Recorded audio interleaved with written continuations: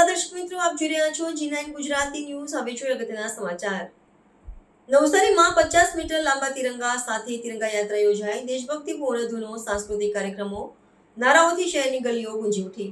જળશક્તિ મંત્રી સી.આર. પાટીલ સહિત વિવિધ મહાનુભાવોના વરદસ્તે તિરંગા યાત્રાને ફ્લેગ ઓફ કરાયું। માનનીય પ્રધાનમંત્રી નરેન્દ્રભાઈ મોદી સાહેબના નેતૃત્વમાં દેશભરમાં હર ઘર તિરંગા અભિયાન ચાલી રહ્યું છે। આ અભિયાન અંતર્ગત નવસારી ખાતે તિરંગા યાત્રા યોજાઈ।